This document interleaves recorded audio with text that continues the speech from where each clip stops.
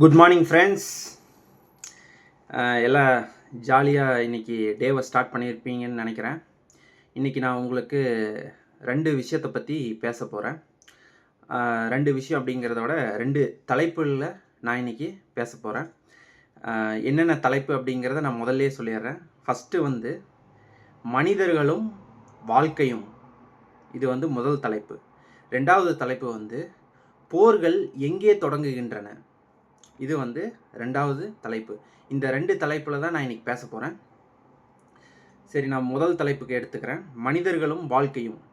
மனிதர்களும் வாழ்க்கையும் அப்படிங்கிற தலைப்பில் நான் என்ன சொல்ல போகிறேன் அப்படின்னா, எங்களை சுற்றி எப்படி மனிதர்களையும் வாழ்க்கையும் நாங்கள் அமைச்சிக்கிட்டோம் அப்படிங்கிறத நான் உங்களுக்கு சொல்ல போகிறேன்.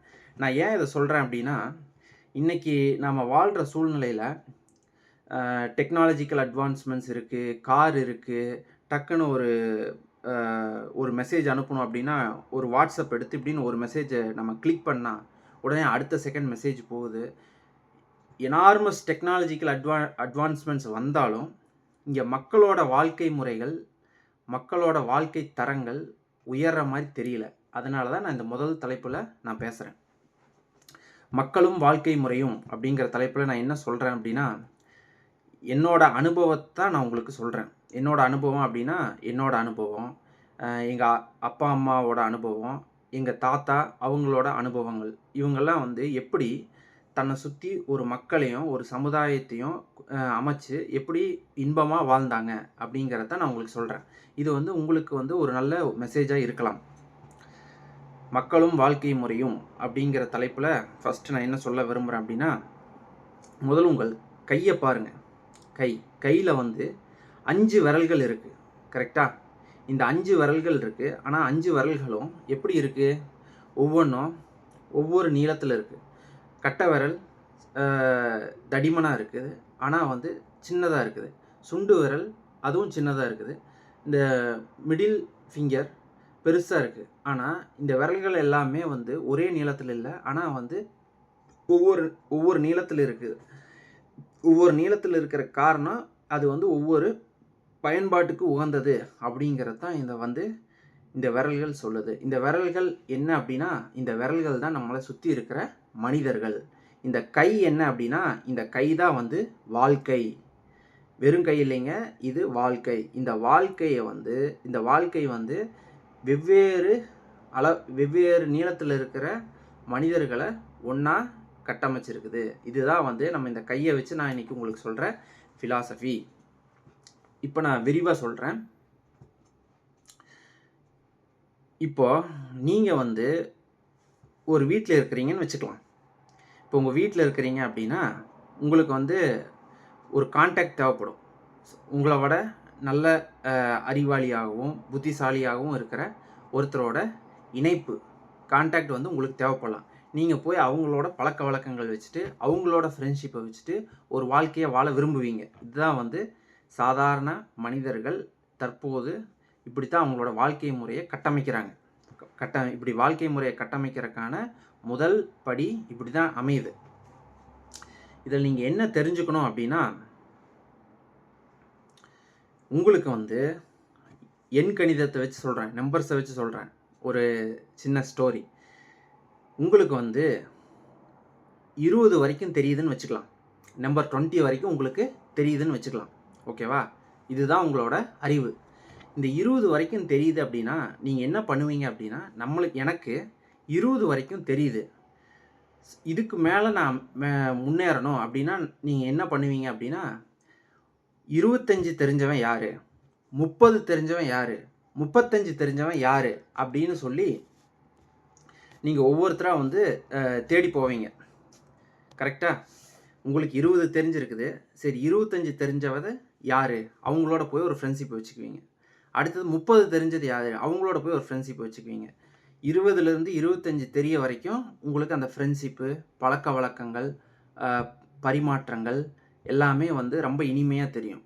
நீங்கள் வந்து 25க்கு வந்ததையும் அந்த 25ல் இருந்தார் பாருங்க, அவர் உங்களுக்கு போர் அடிக்க ஆரம்பிச்சிருவார். உடனே நீங்கள் என்ன பண்ணுவீங்க, 30 தெரிஞ்சவர்கிட்ட போய் ஃப்ரெண்ட்ஷிப்பை வைப்பீங்க. 25லேருந்து 30க்கு நீங்கள் போகணும் இல்லையா? ஒரு புதிய பழக்க வழக்கங்கள் ஏற்படும். அப்புறம் புதிய பரிமாற்றங்கள், புதிய அன்பு, புதிய தொடர்புகள், புதிய வாழ்க்கை முறைகள் இப்படி நீங்கள் கட்டமைச்சிக்கிட்டே போவீங்க. இப்படி தான் வந்து உங்களோட வாழ்க்கை முறை அமையும். இதில் நீங்கள் என்ன தெரிஞ்சுக்கணும் அப்படின்னா, உங்களுக்கு 20 தெரியுது அப்படின்னா, உங்களை சுற்றி வந்து மக்கள் இருப்பாங்க. அந்த மக்கள் வந்து 5 வரைக்கும் தெரிஞ்சவங்களா இருக்கலாம். 10 வரைக்கும் தெரிஞ்சவங்களா இருக்கலாம். 15 வரைக்கும் தெரிஞ்சவங்களா இருக்கலாம். அவங்களுக்கு நீங்க தேவைப்படுவீங்க அப்படிங்கிறத மறந்துடாதீங்க. ஏன் இதை சொல்கிறேன் அப்படின்னா, இப்போ வந்து மக்கள் வந்து ஒருத்தரோட போய் பழகுறாங்க அப்படின்னா, சரி எனக்கு 20 தெரியுது, இவனுக்கு வந்து 15 தான் தெரியுது அப்படின்னா, இவனோட ஃப்ரெண்ட்ஷிப்பு நம்மளுக்கு தேவை கிடையாது. இவனால் நம்மளுக்கு எந்த பெனிஃபிட்டும் கிடைக்க போகிறதில்ல அப்படின்னு சொல்லிட்டு அவனை விட்டு விலகி போவாங்க.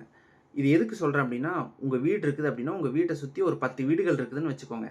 அந்த 10 வீடுகள்ல இருந்த மக்களை உதாசீனப்படுத்திட்டு, பக்கத்து ஊரில் போய் ஒரு ஃப்ரெண்ட்ஷிப்பை பிடிச்சிட்டு அவங்களோட பழகி வாழ்க்கை முறையை ஏற்படுத்திக்குவாங்க. இப்போ 20 உங்களுக்கு தெரியுதுன்னா, பக்கத்து ஊரில் 25 தெரிஞ்சவன் இருக்குதுன்னா, அவங்ககிட்ட போய் ஃப்ரெண்ட்ஷிப் வச்சுக்குவாங்க. அவனோட மட்டும் பேசுவாங்க. அவங்களோட வாழ்க்கை முறைகளை அமைச்சுக்குவாங்க. இப்படி தான் வந்து நடக்குது. இதனால் என்ன நடக்குது அப்படின்னா, அவங்க தன்னை சுற்றி இருக்கிற மக்களை வந்து உதாசீனப்படுத்திட்டு, இப்படி அடுத்தவங்களை தேடி தேடி போய் பழக்கவழக்கங்கள் வச்சுக்குவாங்க. இதில் நான் என்ன சொல்கிறேன் அப்படின்னா, இந்த 25 தெரிஞ்சவங்களோட பழக்கவழக்கம் வச்சுக்கிறதுல எந்த தப்பும் கிடையாது. நீங்கள் அந்த மாதிரி ஒரு கான்டாக்ட் வச்சுக்கலாம். ஆனால் உங்களுக்கு 20 தெரியுதுன்னா, உங்களை சுற்றி இருக்கிறவங்களுக்கு அந்த 20 நீங்கள் கற்றுக் கொடுக்கறக்கு இருக்கிறீங்க அப்படிங்கிறத மறந்துடக்கூடாது. ஒரு 5 தெரிஞ்சவன் வந்து உங்களை வந்து பார்க்குறான், பேசுகிறான், பழகுறான் அப்படின்னா, அவனுக்கு நீங்கள் வந்து சொல்லிக் கொடுக்கலாம். நீ எப்படி 20க்கு வர்றது? நீ எப்படி பழக்கவழக்கம் வச்சுக்கிறது? எப்படி ஃப்ரெண்ட்ஷிப் வச்சுக்கிறது? என்கிட்ட நிறையா பேர் கேட்டிருக்காங்க. என்கிட்ட நிறையா பேர் வந்து நான் ஸ்கூல் டைம் படிக்கும்போது என்ன சொல்லுவாங்க அப்படின்னா, எனக்கு சுற்றி ஃப்ரெண்ட்ஸ் நிறையா இருப்பாங்க. ஆனால் நிறையா பேர்த்துக்கு வந்து நான் ஸ்கூலில் படிக்கிற டைமில் 50 வயசு 60 வயசு இருப்பாங்க பார்த்தீங்களா? அவங்களுக்கு வந்து ஃப்ரெண்ட்ஷிப் எப்படி ஏற்படுத்திக்கிறதுன்னு தெரியாது. அதனால் வந்து என்னைய ஃபாலோ பண்ணி கேட்பாங்க. எப்படி ஃப்ரெண்ட்ஷிப் வச்சுக்கிறது அப்படிங்கிறதுக்காக பாஸ்கர் போய் புதுசாக ஒருத்தங்கிட்ட பேசினா, புதுசாக ஒருத்தங்களை பார்த்தா என்ன பேசுகிறாரு? எதை பற்றி பேசுகிறாரு? ஸோ இதெல்லாம் ஏன் ட்ரேஸ் அவுட் பண்ணுறாங்க அப்படின்னா, அவங்களுக்கு எப்படி ஃப்ரெண்ட்ஷிப் ஏற்படுத்திக்கிறதுன்னு தெரியல. அதனால் வந்து போய் நான் இப்படி இவங்களோட ஃபஸ்ட்டு உங்கள் பேரை கேட்குறேன், அடுத்தது ஊரை பற்றி கேட்குறேன், அடுத்தது என்ன பிடிச்சிருக்குன்னு கேட்குறேன். இதை அப்படியே வந்து மிமிக் பண்ணுவாங்க. ஏன்னா அவங்களோட ஃப்ரெண்ட்ஷிப்பு சர்க்கிளை எலாபரேட் பண்ணுறக்காக இந்த வேலையை பண்ணுறாங்க. ஸோ இப்படியெல்லாம் என்னோடய வாழ்க்கைகள் இருந்துச்சு. இதில் நான் என்ன சொல்கிறேன் அப்படின்னா, உங்களை சுற்றி இருக்கிற மக்களோட நீங்கள் வாழ ஆரம்பிங்க. உங்களுக்கு 20 தெரியுது அப்படின்னா, ஒருத்தனுக்கு 2 தான் தெரியுது அப்படின்னா, அவனால் நம்மளுக்கு எந்த பெனிஃபிட் இல்லை அப்படின்னா, அவனை விட்டு விலகி போகாமல், அவன் உங்களை தேடி வந்தா, நீங்கள் அவனை தேடி போக தேவையில்ல, அவன் உங்களை தேடி வந்தா, உங்களுக்கு அவனுக்கு எவ்வளோ டிஃப்ரென்ஸு? 20 - 2 18. இந்த 18 அவனுக்கு நீங்கள் கற்றுக் கொடுக்கலாம். அவனுக்கு தெரியாத நீங்கள் சொல்லலாம், கற்றுக் கொடுக்கலாம், அவனோட வாழ்க்கை தரத்தை உயர்த்தலாம். இப்படித்தான் வந்து நாங்கள் எங்களோட வாழ்க்கை முறையை கட்டமைச்சிட்டோம். எங்களை சுற்றி இருக்கிறவங்க உதாசீனப்படுத்திட்டு, நாங்கள் எங்களோட அதிகமாக தெரிஞ்ச மேதாவிகளோட போய் பழக்கவழக்கம் வச்சுட்டு அவங்களோட மட்டும் சுற்றலை. எங்களோட அதிகமாக தெரிஞ்சவங்களோட பழக்கவழக்கம் இருந்தாலும், எங்களை சுற்றி எங்களோட கம்மியாக தெரிஞ்சவங்களோட பழக்கவழக்கங்களை வச்சு அவங்களுக்கு நாங்கள் தேவை அப்படிங்கும்போது, எங்களை தேடி வரும்போது, எங்களால் என்ன சொல்லித்தர முடியுமோ, எங்களுக்கு என்ன தெரியுமோ அதை சொல்லி கொடுத்து, அவங்களோட வாழ்க்கை தரத்தை உயர்த்தி, அவங்களோட வாழ்க்கையில் ஏற்படுற மகிழ்ச்சியை பார்த்து நாங்கள் சந்தோஷப்பட்டுட்டோம். இப்படி தான் வந்து எங்களோட வாழ்க்கை முறை அமைஞ்சது. இதில் வந்து ஒரு சின்ன ஒரு ட்விஸ்ட் வரும். என்ன ட்விஸ்ட் வரும் அப்படின்னா, உங்களுக்கு 20 தெரியுதுன்னு வச்சுக்கோங்க. உங்கள் பக்கத்து வீட்டில் உங்களோட புதுசாக வந்து ஃப்ரெண்ட்ஷிப் வச்சுக்கிறவருக்கு 10 தெரியுதுன்னு வச்சுக்கோங்க. அவர் 20 ரீச் ஆக வரைக்கும் உங்களோட ஃப்ரெண்ட்ஷிப்பில் இருப்பார். ஓகே. இந்த பீரியட் வந்து ஒரு 10 வருஷம்னு வச்சுக்கோங்க. உங்களோட பழக்க வழக்கங்கள் எல்லாம் தெரிஞ்சிருச்சு. நீங்களும் உங்களுக்கு 20 தான் தெரியுது. அவர் 10லேருந்து 20க்கு வந்துட்டார் ஒரு 10 வருஷத்தில். அதுக்கப்புறம் என்ன ஆகும் அப்படின்னா, சரி நம்மளுக்கு 20 தெரிஞ்சிருச்சு, நம்மளுக்கு எப்படி பழகணும், எப்படி வாழ்க்கை முறை அமைச்சுக்கணும், எப்படி குழந்தைய வளர்க்கணும், எப்படி நம்ம கைடன்ஸ் பண்ணணும், எல்லாமே நம்மளுக்கு தெரிஞ்சிச்சு. இனி வந்து நம்மளுக்கு இவனோட ஃப்ரெண்ட்ஷிப் தேவையில்லை அப்படின்னு சொல்லிட்டு உங்களை விட்டுட்டு போவாங்க. இதுதான் வந்து நிதர்சனமான உண்மை. உங்களை சுற்றி இருக்கிற மக்கள் உங்கள்கிட்ட வந்து ஃப்ரெண்ட்ஷிப் வச்சுட்டு, ஓகே இனி நம்மளுக்கு அவன் தேவையில்லை அப்படிங்கும்போது உங்களை விட்டுட்டு அவங்க தனி ட்ராக் எடுத்து போவாங்க. அதனால் நீங்கள் வருத்தப்பட தேவையில்லை. உங்களுக்கு 20 தெரியுது அப்படின்னா, சரி நம்மகிட்ட வந்து எல்லாத்தையும் தெரிஞ்சுட்டு நம்மளை விட்டுட்டு போயிட்டான், அடுத்த லெவலுக்கு போகிறான்னு சொல்லி நீங்கள் அவனை பார்த்து பொறாமைப்பட தேவையில்லை. நீங்கள் உங்களோட வாழ்க்கையை வாழ்ந்துட்டே இருங்க. அவன் விலகி போகிறாங்க அப்படின்னா விலகி போயிட்டு போகிறாங்க, அது அவங்களோட உரிமை. அடுத்தது நீங்கள் என்ன பண்ணலாம் அப்படின்னா, உங்களுக்கு 20 தெரியுதுன்னா திரும்பி யார் 18ஓ 5ஓ 10ஓ யார் தெரியுறாங்கன்னு பாருங்கள். நீங்கள் போய் அவங்களுக்கு நீங்கள் சொல்லித்தர தேவையில்லை. அவங்க உங்களை தேடி வந்தால் திருப்பி நீங்கள் அவங்களோட வாழ்க்கை தரத்தை உயர்த்துறதுக்கு ஹெல்ப்ஃபுல்லாக இருக்கிறதுக்கு நீங்கள் அவங்களோட ஃப்ரெண்ட்ஷிப் வச்சுக்கலாம். உங்களுக்கு தெரிஞ்சதை சொல்லிக் கொடுக்கலாம். இப்படித்தான் வந்து வாழ்க்கை முறையை நாங்கள் கட்டமைச்சிட்டோம். எங்களை சுற்றி இருக்கிற மக்களோட நெய்பர்ஹுட்டோட மகிழ்ச்சியாக வாழ்ந்தோம். அதை விட்டுட்டு இவனுக்கு வந்து இவ்வளோ தான் தெரியுது, என்னோட நெய்பர் வந்து என்னைய விட ஒர்ஸ்ட்டு, இந்த ரைட் சைடு இருக்கிற நெய்பரு என்னைய விட ஒர்ஸ்ட்டு, ஸோ ஆஃப்டர் 10 கிலோமீட்டர்ஸ் ஒரு பர்சன் இருக்கான், அவனுக்கு தான் என்னைய விட அதிகமாக தெரியுது, நான் அவங்க கூட தான் பேசுவேன் பழகுவேன், இவங்களோட நான் எதுவும் பேச்சுவார்த்தை வச்சுக்க மாட்டேன் அப்படிங்கிற வாழ்க்கை முறை நாங்கள் வாழல. அவங்க பக்கத்தில் இருந்தாலும் எங்களை தேடி வந்தால் நாங்கள் அவங்களுக்கு உதவி செஞ்சோம். நாங்களாக போயிட்டு எனக்கு உன்னையோட அதிகமாக தெரியும், நான் உனக்கு சொல்லித்தரேன் அப்படிங்கிற வாழ்க்கை முறை வாழல. சரி இவங்களோட ஃப்ரெண்ட்ஷிப் வச்சுட்டா நம்மளுக்கு எப்படி வாழணும், நல்ல மகிழ்ச்சியாக வாழலாம், இவங்களுக்கு நிறைய விஷயம் தெரியுது அப்படின்னு எங்களை தேடி வரவங்களுக்கு நாங்கள் சொல்லி கொடுத்து வாழ்ந்தோம். இப்படித்தான் வந்து எங்கள் வாழ்க்கை முறையை அமைச்சுக்கிட்டோம். இந்த மாதிரி வாழ்க்கை முறையை அமைச்சிட்டதுனால நான் சொன்னேன் இல்லையா, கை வாழ்க்கை இந்த 5 விரல்களும் ஒரே நீளத்தில் இல்லை, ஆனால் ஒவ்வொன்றுக்கும் ஒரு பர்பஸ் இருக்குது, அது என்னன்னு தெரியாது. இந்த கையை வந்து இப்படி தான் இந்த கையான வாழ்க்கையை இப்படி தான் நாங்கள் கட்டமைச்சிட்டோம். அதனால் நாங்கள் ஒரு மகிழ்ச்சியான வாழ்க்கையை வாழ்ந்தோம். இதுதான் நான் உங்களுக்கு சொல்ல வந்த செய்தி. மனிதர்களும் வாழ்க்கை முறையும் அப்படிங்கிற தலைப்பில் நான் உங்களுக்கு சொல்ல வந்த செய்தி. அடுத்தது வந்து ஒரு முக்கியமான தலைப்பில் பேச போகிறேன். அது என்ன தலைப்பு அப்படின்னா, போர்கள் எங்கே தொடங்குகின்றன? போர்கள் எங்கே தொடங்குகின்றன? இது ரொம்ப முக்கியமான விஷயம் இல்லையா? நாம்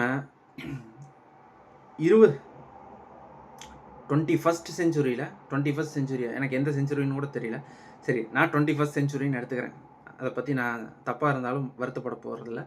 நாம் 21வது நூற்றாண்டில் வாழ்ந்துட்டு இருந்தாலும் போர்கள் நம்மளை சுற்றி ஓயற மாதிரி தெரியல. போர்களை நாங்கள் தொடங்கலை. ஃபஸ்ட்டு நல்லா தெரிஞ்சுக்கோங்க, போர்களை நான் சொல்லி கொடுத்தோ இல்லை நான் வந்து கைட் பண்ணியோ போர்களை இங்கே யாரும் தொடங்கலை. அதே மாதிரி நல்லா நினச்சிக்கோங்க, அமெரிக்கா வந்து போரை தொடங்கலை.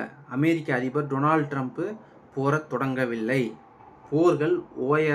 போர்கள் ஓய்ந்தபாடு இல்லை. 21வது நூற்றாண்டில் டெக்னாலஜிக்கல் அட்வான்ஸ்மெண்ட்ஸில் நாம் ஹைடெக் சொசைட்டி அமைச்சு ஸ்பேஸ் எக்ஸ் ப்ராஜெக்ட் வச்சு இங்கிருந்து மார்ஸுக்கு போயிட்டு உடனே வர மாதிரி டெக்னாலஜிக்கல் அட்வான்ஸ்மெண்ட்ஸில் வாழ்ந்தாலும் இங்கே உலகத்தில் நம்மளை சுற்றி போர்கள் ஓயற மாதிரி தெரியல. இதை பற்றி தான் இப்போ பேச போகிறேன். போர்கள் வந்து எங்கே தொடங்குகின்றன, யார் ஆரம்பிக்கிறாங்க போரை அப்படிங்கிறத நான் உங்களுக்கு தெளிவாக சொல்கிறேன். போரை நான் ஸ்டார்ட் பண்ணல, அமெரிக்க அதிபர் டொனால்ட் ட்ரம்ப் ஸ்டார்ட் பண்ணல, இஸ்ரேல் அதிபர் பெஞ்சமின் நெத்தனியாஹூ போரை ஸ்டார்ட் பண்ணல. போர் எங்கே தொடங்குது அப்படிங்கிறத உங்களுக்கு நான் தெளிவாக சொல்கிறேன்.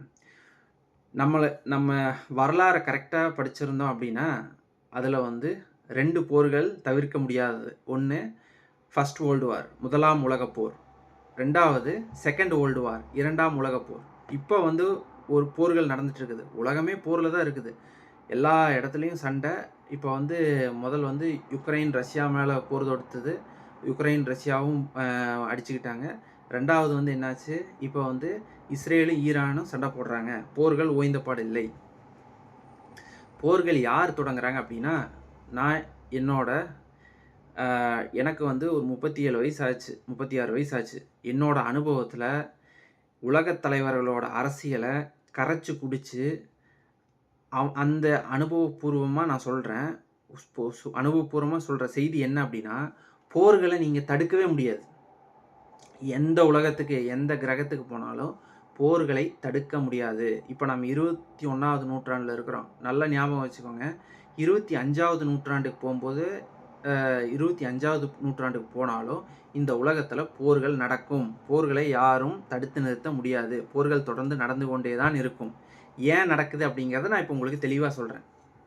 அதுக்கு முன்னாடி நான் உலகத் தலைவர்களோட அரசியல், அவங்களோட திறமையான அரசியல், நாங்கள் எப்படி அரசியல் பண்ணாலும், டொனால்ட் ட்ரம்ப் இல்லை, அவரோட பேரன் கொட்டை போட்டு பழந்தின பேரை வந்து அமெரிக்கா அதிபராகி அரசியல் பண்ணாலும் போரை நிறுத்த முடியாது. என்னோட அனுபவத்தில் நான் போரை வந்து எப்படியெல்லாமோ நிறுத்துறதுக்கு ஐடியா பண்ணி எவ்வளவோ சிந்திச்சு என்னென்னமோ பண்ணி அரசியல் பண்ணாலும் ஐடியா கொடுத்தாலும் போர்கள் நிற்காது. போர்கள் நிறுத்த முடியாது அப்படிங்கிறத நான் தெரிஞ்சுக்கிட்டேன். அதைத்தான் நான் உங்களுக்கு சொல்கிறேன். அதுக்கு முன்னாடி உலகத் தலைவர்களோட எஃபிஷியண்ட்டான அரசியலை பற்றி கொஞ்சம் சொல்கிறேன் கேளுங்க. Abraham Lincoln, Bill Clinton, Benjamin Netanyahu, George Bush, Obama, Trump, Indira Gandhi, Prince Charles, Vladimir Putin, Jinping, Anthony Albanese, Modi, இவங்கெல்லாம் வந்து மிகப்பெரிய உலகத் தலைவர்கள்.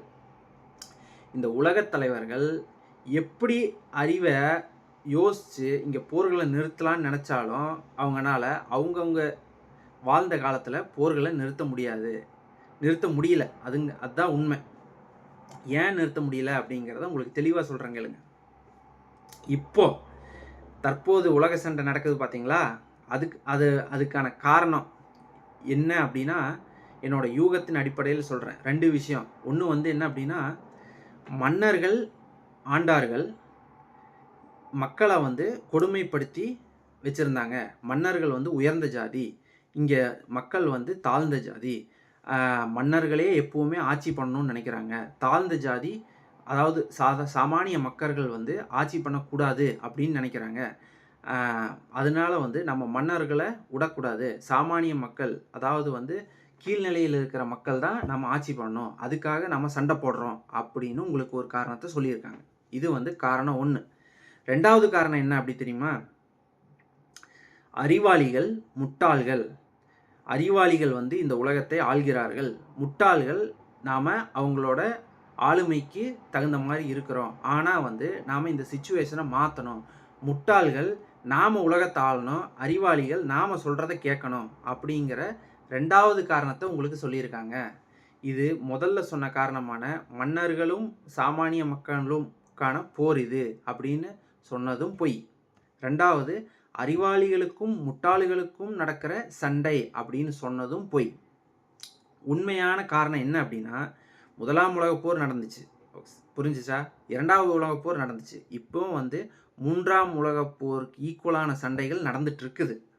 இதுக்கெல்லாம் என்ன காரணம் அப்படின்னா, இப்போது ஒவ்வொரு தலைமுறை இருக்குது பார்த்தீங்களா, இது வந்து தலைமுறையின் போர் அப்படிங்கிறத நீங்கள் தெளிவாக தெரிஞ்சுக்கங்க. இது மன்னருக்கும் மக்களுக்கும் நடக்கிற சண்டையோ, அறிவாளிக்கும் முட்டாளுக்கும் நடக்கிற சண்டையோ கிடையாது.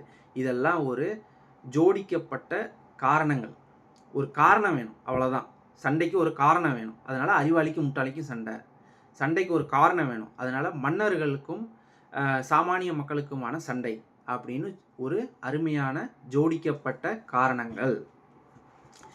போர்கள் வந்து தலைமுறையின் போர்கள் அப்படின்னு நான் உங்களுக்கு சொல்கிறேன். தலைமுறையின் போர்கள் அப்படின்னா என்ன அப்படின்னா, இப்போது என்னோட ஜென்ரேஷன் இருக்கா, இப்போது எனக்கு முன்னாடி ஜென்ரேஷன் எங்கள் ஃபாதரோட ஜென்ரேஷன் இருக்கா, அதுக்கு முன்னாடி ஜென்ரேஷன் எங்கள் ஃபாதரோட கிராண்ட்ஃபாதரோட ஜென்ரேஷன் இருக்கா. இப்போ என்ன நடக்குது அப்படின்னா, இப்போ என்ன தெளிவாக நடக்குது அப்படின்னா உங்களுக்கு நான் தெளிவாக சொல்கிறேன் கேளுங்க. கிராண்ட்ஃபாதரோட ஜென்ரேஷன் எங்கள் ஃபாதரோட ஜென்ரேஷன் இருக்காங்க பார்த்தீங்களா, அவங்க தன்னோட வாழ்க்கையை நல்லா இனிமையாக வாழ்ந்து முடிச்சாச்சு. வேணுங்கிறத சாப்பிட்டாச்சு, எல்லா சுக துக்கங்களை அனுபவிச்சாச்சு. இப்போது அவங்க வந்து அவங்களோட அவங்க எதை நோக்கி போகிறாங்க, அவங்க மரணத்தை நோக்கி போகிறாங்க, சாவர இந்த தருவாயில் இருக்கிறாங்க. உதாரணத்துக்கு ஒரு 70 வயசில் இருக்கிற மக்கள் என்ன நினைப்பாங்க அப்படின்னா, நம்மளோட ப்ரீவியஸ் ஜென்ரேஷன், அதுக்கு முந்தின ஜென்ரேஷன், நம்ம வாழ்ந்து முடிச்சாச்சு, நாம் சாக போகிறோம். அதனால என்ன பண்ணுவாங்க அப்படின்னா, ஏதாச்சும் ஒரு காரணத்தை சொல்லி, ஏதாச்சும் ஒரு பொய்யான காரணத்தை சொல்லி சண்டையை தூண்டி விட்டு நாம் சாகும்போது இந்த உலகத்தை மொத்தமாக அழிச்சிட்டு செத்து போயிடலாம் அப்படிங்கிறது தான் போர். இங்கே தான் போர் தொடங்குது. இதுதான் தலைமுறையின் போர். நீங்கள் போரை ஸ்டாப் பண்ணவே முடியாது. இதே மாதிரி எனக்கு வயசாகும்போது நான் தான் ஃபஸ்ட் ஜென்ரேஷன் வச்சுக்கோங்க, என்னோட 3rd ஜென்ரேஷன், அடுத்தது என் மகன் ஒரு ஜென்ரேஷன், என் பேரன் ஒரு ஜென்ரேஷன். என்னோடய பேரன் ஜென்ரேஷன் வந்து என்ன மாதிரி ஜாலியாக சாப்பிட்டுட்டு விளையாடிட்டு இருக்கும்போது என்னோட ஜென்ரேஷனில், அதாவது என்னோட ஜென்ரேஷனில் இருக்கிறவங்க என்ன பிளான் பண்ணுவாங்க அப்படின்னா, நாம் சாப்பிட்டாச்சு, வாழ்ந்தாச்சு, எல்லா சுகதுக்கங்களை அனுபவிச்சாச்சு, நாம் சாக போகிறோம். அதனால் ஏதாச்சும் ஒரு காரணத்தை கிரியேட் பண்ணி சண்டையை கொண்டு வந்து நாம் சாகும்போது எல்லாத்தையும் கொண்டுட்டு செத்துருவோம் அப்படின்னு ஒரு போரை துவங்குவாங்க. இதுதான் போர்கள் தொடங்குகின்றதுக்கான உண்மையான காரணங்கள். அது இதனால தான் சொன்னேன், நீங்கள் எப்படி அரசியல் பண்ணாலும் கடவுளையே கூட்டிகிட்டு வந்து அமெரிக்க அதிபரை உட்கார வச்சு, சொல்கிறேன், ஜீசஸ் கிரைஸ்டையே போய் கூட்டிகிட்டு வந்து அமெரிக்க அதிபரை உட்கார வச்சு ஆட்சி பண்ணிங்கனாலும் போர்கள் வரும். ஏன்னா இது காரணம் இதுதான். நம்ம முன்னாடி ஜென்ரேஷனும் அதுக்கு முன்னாடி ஜென்ரேஷனும் அவங்களோட வாழ்க்கை முடிஞ்சிச்சு.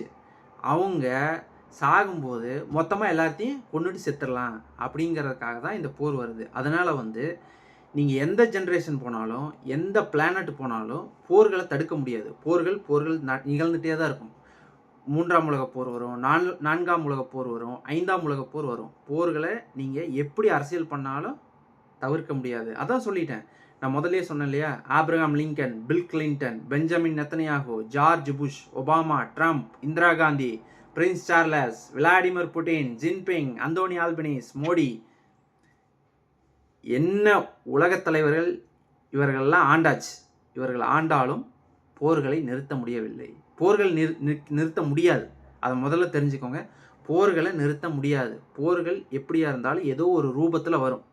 இப்போ நம்மளுக்கு சொன்ன காரணம் என்ன அப்படின்னா, மன்னர்களுக்கும் சாமானியர்களுக்குமான சண்டை. 2வது காரணம் என்ன அப்படின்னா, அறிவாளிகளுக்கும் முட்டாள்களுக்குமான சண்டை. இதெல்லாம் ஜோடிக்கப்பட்ட காரணங்கள். இது தலைமுறையின் போர்கள். இந்த யங்கர் ஜென்ரேஷன் இருக்காங்க இல்லையா, அவங்க மேலே அவங்க இதுக்கு முன்னாடி இருக்கிற ஜென்ரேஷன் இருக்காங்க இல்லையா, எங்கள் தாத்தாவோட ஜென்ரேஷன், ஃபாதர் ஜென்ரேஷன், அவங்க துவங்கின போர் தான் இந்த போர். இதை நீங்கள் தெளிவாக தெரிஞ்சுக்கோங்க. அதான் நான் சொல்லிட்டேன். நான் என்னோடய ஜென்ரேஷனில் இருக்கிறேன்னா, என் பேரன் ஜென்ரேஷன், கிராண்ட் சில்ட்ரனோட ஜென்ரேஷன் வரும்போது என்னோடய ஜென்ரேஷனில் இருக்கிறவங்க ஒரு போரை ஸ்டார்ட் பண்ணுவாங்க. ஏன்னா அவங்க சாகும்போது எல்லாத்தையும் கொண்டுட்டு சாகலான்னு. இதுதான் போர்கள் துவங்குகின்ற காரணத்திற்கான உண்மையான காரணம். இன்றைக்கி 2 சூப்பரான நியூஸ் சொன்னேன். எப்படி உங்கள் வாழ்க்கையை கட்டமைச்சிக்கோங்க, உங்களை சுற்றி இருக்கிறவங்களோட ஃப்ரெண்ட்ஷிப் வச்சுக்கோங்க, உங்களுக்கு தெரிஞ்சதை சொல்லிக் கொடுங்க, நீங்கள் அவங்களுக்கு தேவைன்னா சொல்லிக் கொடுங்க. ஒரு மகிழ்ச்சியான சொசைட்டியை உங்கள் வீட்டை சுற்றி அமைச்சிக்கோங்க, ஹாப்பியாக வாழுங்க. போர்களை தடுக்க முடியாது. அது எதனால் அப்படிங்கிறத சொன்னேன். அடுத்தது ஃபைனலாக என்ன சொல்லி முடிக்கிறேன் அப்படின்னா, நான் ஒரு ஹேஷ்டேக் போட்டேன், I need AIIMS Madurai and AIIMS Perundurai in Tamil Nadu. இதுவும் ஒரு போருக்கான அரசியல். என்ன அப்படின்னா, எங்களோட ஜென்ரேஷன் எய்ம்ஸ் ஹாஸ்பிட்டல் மதுரையிலையும் பெருந்துறையிலையும் ஆரம்பித்தா நல்லா வாழ்ந்துருவாங்க, மகிழ்ச்சியாக இருந்துருவாங்க அப்படின்னு சொல்லி எங்களோட முன்னாடி இருக்கிற ஜென்ரேஷன் ஒரு போரை வச்சுருக்காங்க. இதை சொல்லி நான் முடிக்கிறேன். See you, have a nice day, best wishes. மகிழ்ச்சியாக இருங்க, ஹாப்பியாக இருங்க, எதை பற்றி ஒரி பண்ணாதீங்க. உங்களை சுற்றி ப்ராப்ளம் வந்துகிட்டே தான் இருக்கும், இருந்தாலும் ஹாப்பியாக இருங்க. சீர்ஸ்.